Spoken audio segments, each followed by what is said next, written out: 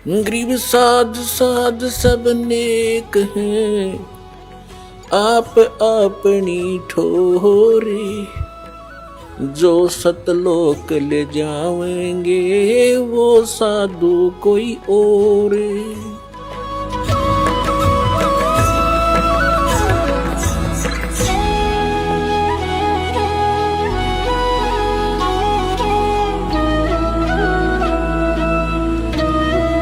अब ये गीता ज्ञान दाता 15वें श्लोक तक तो कहता है ब्रह्मा विष्णु महेश की पूजा करने वालों को मूर्ख, राक्षस स्वभाव को धारण किए मनुष्य में नीच दूषित कर्म करने वाले बताता है। ये मेरी भक्ति नहीं करते ब्रह्म की। अब 16, 17, 18 में 3 श्लोकों में अपने विषय बता रहा है कि मुझ ब्रह्म की भक्ति भी 4 प्रकार के करते हैं, या तो कोई करता ही नहीं, जैसे शुरू में 7वें अध्याय के प्रथम दूसरे श्लोक में कहा है कि मेरी भक्ति का प्रयत्न हजारों में कोई एक करे है, और उन में से भी कोई एकाध मुझे पहचान पाता है, मुझे समझता है ढंग से, यानी ब्रह्म तक पहुंचता है। तो यहां वही कहता है 4 प्रकार की मेरी साधना करते हैं, आर्थ, अर्थार्थी, जिज्ञासु और ज्ञानी। तो उन तीनों को तो रिजेक्ट करता है ये। आर्थ तो वो है जो संकट निवारण के लिए वेदों के मंत्रों के आधार से अनुष्ठान करते हैं, वो अन्य आरती या किसी कविता का सहारा नहीं लेते, ना कोई और मंत्र, वेदों के मंत्रों से करते हैं, तो वो ब्रह्म उपासक ही कहलाते हैं। इसी प्रकार अर्थार्थी तो धन प्राप्ति के लिए धन गढ़ा इकट्ठा बन जाए हमारे, इसलिए कोई अनुष्ठान करते हुए वेदों के मंत्रों से ही करते हैं, तो वह भी व्यर्थ है, क्योंकि वो भगवान प्राप्ति नहीं, वो तो अन्य काम लाग रहे हैं। और तीसरा जिज्ञासु, जैसे घर से निकला भगवान पाने के लिए, आज्ञा ज्ञानी संत टकरा गए, उनसे खचड़ा ज्ञान इकट्ठा किया, आप वक्ता बन गया, वो जिज्ञासु, वो भी व्यर्थ बताया नहीं। अब चौथी प्रकार के ज्ञानी हैं। ज्ञानी का अर्थ है कि जिसने ये समझ लिया कि मनुष्य जीवन बार बार नहीं मिलेगा, और मनुष्य जीवन का मूल उद्देश्य है परमात्मा पाना, मोक्ष करवाना, जन्म मृत्यु से पीछा छुटवाना। और फिर उन्होंने वेदों को पढ़ा, जैसा भी उनकी समझ में आया, उन्होंने ये मान लिया कि अन्य देवताओं की पूजा भी नहीं करनी चाहिए, केवल एक परमात्मा एकम, जिसके बराबर दूसरा ना हो, उसकी भक्ति से ही लाभ होगा, मोक्ष होगा। अब उन्होंने जैसा भी वेदों को समझा, उसके आधार से इस ब्रह्म को, क्योंकि यजुर्वेद अध्याय नंबर 40 के मंत्र नंबर 15 में लिखा है वायु अनिलम अमृतम अथ इदम भस्मांतम शरीरम ओम कर्तु समर किलवे समर और कर्तुम समर। वेद ज्ञान दाता कह रहा है कि मेरा एक ओम नाम है, और इसका अंतिम सांस तक, जब शरीर छूटे तेरा, यानी शुरू से लेकर अंतिम सांस तक मेरे ओम नाम का जाप काम करते करते सिमरण कर, विशेष कसक के साथ सिमरण कर, और मनुष्य जीवन का मुख्य उद्देश्य मान के इसका सिमरण कर। इस प्रकार सिमरण करने से तो जो तुझे ब्रह्म ओम से जो लाभ मिलना है वो अमृत व गति तेरी हो जाएगी। तो इन्होंने ऋषियों ने ये तो ले लिया कि ओम नाम है, नथिंग एल्स, और कोई मंत्र नहीं। ऐसे गीता जी में, ऐसा वेदों में केवल एक ओम मंत्र है, और उन्होंने ओम नाम को पूर्ण परमात्मा का मान लिया और ब्रह्म को सुप्रीम पावर मान लिया, पूर्ण ब्रह्म। इनका मोतियाबिंद था यजुर्वेद के अध्याय नंबर 40 के श्लोक नंबर 10 से लेकर 13 तक 2 बार कहा है कि कोई तो परमात्मा को संभवात कहता है, जन्म लेता है, को असंभवात कि वो जन्म नहीं लेता, वो तो निराकार है। इसका ज्ञान भी तत्वदर्शी संत कराएंगे, उनसे सुनो, वो बताते हैं सही सही। और कोई ये कहता है जिसने एक अक्षर ज्ञान हो गया उसको तुम विद्वान बोल देते हो, अविद्या, और जिसको थोड़ी सी विद्या होगी उसको विद्वान कह देते हो, ज्ञान हो गया अक्षर। तो विद्वान और अविद्वान की परिभाषा भी वो तत्वदर्शी संत बताएगा, उसे सुनो।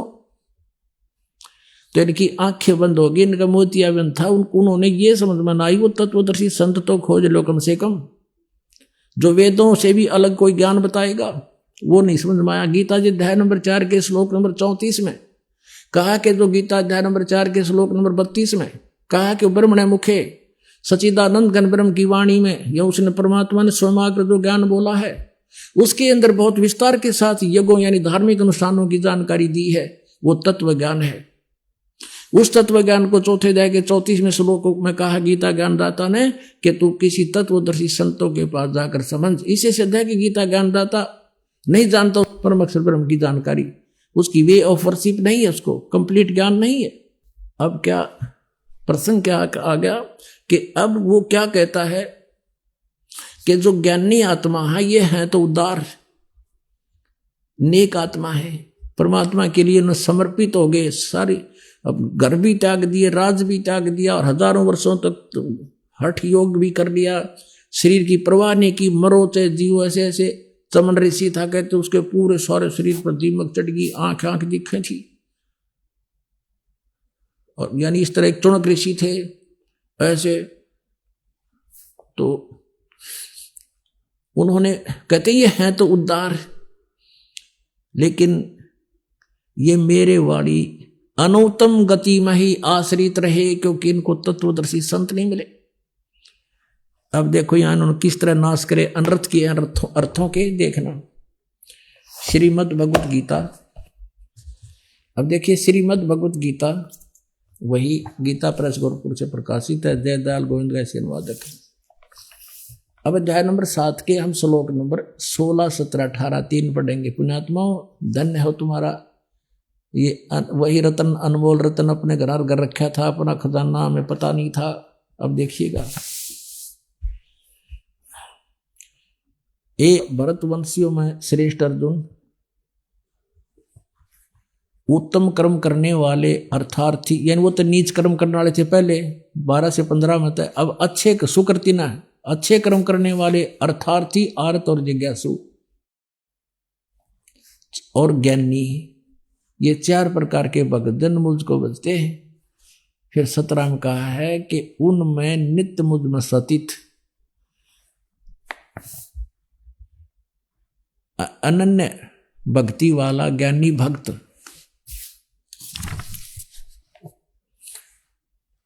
अति उत्तम है, क्योंकि मुझको तत्व से जानने वाले ज्ञानी को मैं अत्यंत प्रिय हूं और वह ज्ञानी मुझे अत्यंत प्रिय है। अब देखो 18वें में क्या कहा है कि जो चौथे प्रकार के वो मुझे अच्छे लगते हैं, क्योंकि वो अन्य देवी देवताओं की पूजा नहीं करते, वो मेरी साधना कर रहे हैं। उदारा सर्वे एव एते ज्ञानी तु आत्मा एव मे मतम आस्थित सही युक्त आत्मा माम एव अनुतमाम गतिम। 18वां श्लोक। इन्होंने क्या अनुवाद किया है, वे सभी उदार हैं, परंतु ज्ञानी तो साक्षात मेरा स्वरूप ही है। यह मेरा मत है। गीता ज्ञानदाता कहता है ये मेरा मत है। और क्योंकि वह युक्त आत्मा यानी भगवान में लीन आत्मा, इसका अर्थ है युक्त आत्मा भगवान में लीन, जो है मतगत मन बुद्धि वाला ज्ञानी भक्त अति उत्तम अनुतमाम अनुतमाम यानी कति अति उत्तम कर दिया, लिखना था अति अनुतम अश्रेष्ठ घटिया वेरी बैड गति रूप मुझ में ही आस्थित अच्छी प्रकार आस्थित है। इसका अर्थ क्या बनता देखना, उदारा सर्वे एव एते ज्ञानी तु आत्मा एव में मतम। मेरे मत के अनुसार यह मेरा मत है कि सभी ज्ञानी आत्मा ये ज्ञानी आत्मा हैं तो सर्व की सब बड़ी उदार हैं, भगवान के लिए समर्पित हैं। आस्थित से ही युक्त आत्मा, ये आस्थित माने ये आश्रित हैं। माम एव अनुतमाम गतिम मेरी अति घटिया अनुगति में ये मुझ में ही आस्थित हैं, क्योंकि इनको तत्वदर्शी संत नहीं मिला। युक्त आत्मा भगवान में लगी हुई आत्मा ये माम एवं अनुतमाम गतिम, माम माने मेरी, ये इन्होंने क्या किया है, ये सभी उदार हैं परंतु ज्ञानी तो मेरी आत्मा, ये मेरा मत है। क्योंकि वह मन बुद्धि वाला युक्त आत्मा करता था, भगवान में लगी हुई आत्मा अति गति स्वरूप अति उत्तम लिख दिया है तरह के जरिए, और मुझ में ही आस्थित है। ये कहते हैं अति अनुत्तम गति है मेरी और उसमें ही ये लगे हुए हैं। ये है तो अच्छी आत्मा। अब इसका उदाहरण देते हैं आपको। पुण्यात्माओं, श्रीमद् भगवत गीता का ज्ञान ये काल दे रहा है।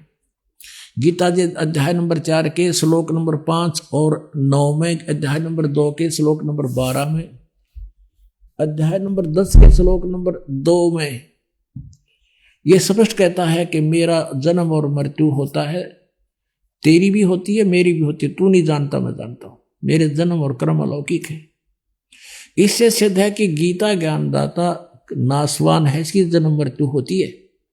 गीता जी अध्याय नंबर 8 के श्लोक नंबर 1 में अर्जुन ने पूछा कि प्रभु, आपने अध्याय नंबर 7 के श्लोक नंबर 29 में जिस तत्परम के बारे में कहा कि उसको जानने के बाद और सारे दातुओं से परिचित, सब कर्मों से परिचित व्यक्ति केवल जरा और मरण से छूटने का प्रयत्न करता है, तो वो किम तत्परम 8वें अध्याय के प्रथम मंत्र में श्लोक में पूछा। उसका उत्तर दिया तीसरे में, 8वें अध्याय के तीसरे श्लोक में गीता ज्ञानदाता ना कि वो परम अक्षर ब्रह्म है वो, यानी वो गीता ज्ञानदाता से अन्य है।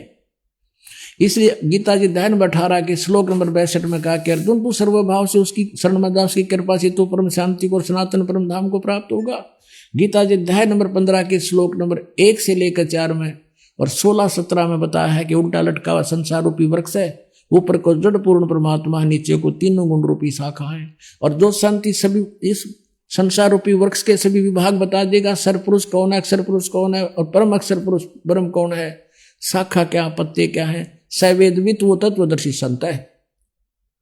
उसके पश्चात परमेश्वर के उस परम पद की खोज करनी चाहिए। 15वें अध्याय के 4 श्लोक में कहा है कि जहां जाने के बाद साधक फिर लौटकर कभी संसार में नहीं आते हैं, उनका पूर्ण मोक्ष हो जाता है।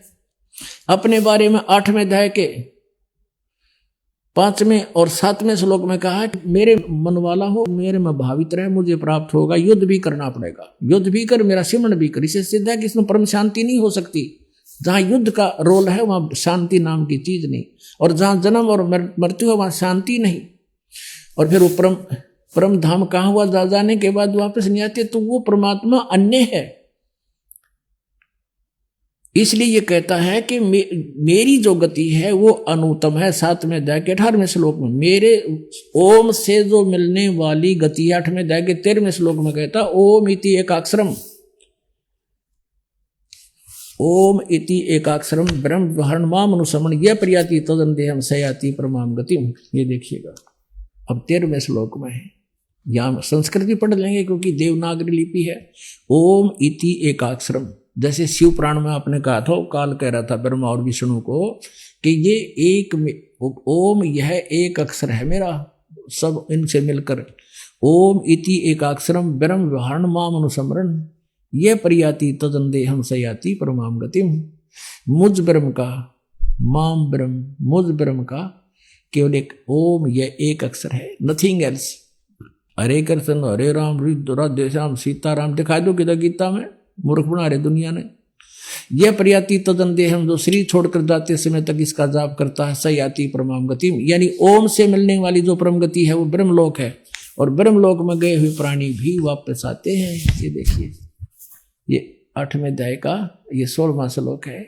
हे अर्जुन, ब्रह्मलोक पर्यंत सभी पुनरावृत्ति में है, ब्रह्मलोक पर्यंत सब लोग पुनरावृत्ति में है। यह देखिएगा, पुनरावृत्ति का अर्थ है जिनको प्राप्त होके फिर पीछे संसार में आना पड़े, यानी पूर्ण मोक्ष नहीं हुआ। और यहां इन्होंने अनुवाद गलत कर दिया, किंतु यह 8वें अध्याय के 16वें श्लोक का ये अर्जुन ब्रह्मलोक पर्यंत ओम का जाप करने वाला ब्रह्म का साधक है, ब्रह्मलोक में चला जाता है। ब्रह्मलोक पर्यंत सब लोग पुनरावृत्ति में है, वहां जाने के बाद भी वापस आते हैं पुनः क्षीण होने पर। यहाँ इन्होंने अनुवाद कर दिया कि हे कुंती पुत्र, मुझको प्राप्त होकर पुनर्जन्म नहीं होता। ये अगर ये सच्चा है तो फिर ये क्या होगा। गीता जी अध्याय नंबर 4 का श्लोक नंबर 5 और 9 आए है। ये देखिएगा, अध्याय नंबर 4 का और श्लोक नंबर 5 है। ये 5 ये यहां आ जाता है इसका अनुवाद। हे परंतम अर्जुन, मेरे और तेरे बहुत से जन्म हो चुके हैं, उनको तू नहीं जानता, मैं जानता हूं। इसी सिद्ध है कि गीता ज्ञानदाता कहता मेरे जन्म मृत्यु होते हैं। 4थे अध्याय का 9वां श्लोक है। ये अर्जुन, मेरे जन्म और कर्म दिव्य हैं, निर्मल और अलौकिक हैं, दिव्य हैं, अलौकिक है। अब दूसरे अध्याय के 12वें श्लोक में, ये अध्याय नंबर 2 का और श्लोक नंबर 12, न तो ऐसा ही है कि मैं किसी काल में ना था और न ही अथवा तू नहीं था या राजा लोग नहीं थे, और ऐसा भी नहीं है कि इससे आगे हम सब नहीं रहेंगे। अब 10वें अध्याय के दूसरे श्लोक में देखिएगा, 10वें अध्याय के दूसरे श्लोक में ये कहता मेरी उत्पत्ति को है, ये देखिएगा 10वें अध्याय का ये दूसरा श्लोक, मेरी उत्पत्ति को, ये लीला से प्रकट होने को न देवता लोग जानते हैं और न महर्षि जन जानते हैं, क्योंकि मैं सब प्रकार से देवताओं और महर्षियों का आदि कारण हूँ, या ये मेरे से जन्मे हैं, इनसे जन्म, सबका जन्म मेरे से हुआ है, इसलिए ये मेरी उत्पत्ति को नहीं जानते। ये कहना 8वें अध्याय के 16वें श्लोक में कि मुझे प्राप्त होकर पुनर्जन्म नहीं होता, ये अनुवाद गलत है इनका। यहाँ ये इसका अर्थ ये बनता है जो ये नहीं जानते मुझे प्राप्त होकर भी कुंते उनका पुनर्जन्म होता है, कि ब्रह्मलोक पर्यंत गए प्राणी भी वापस आते पुनरावृत्ति में, जो ये नहीं जानते, ये कहना था, ये लिखना था इसका। अब प्रसंग पर हम अपने पर आते हैं।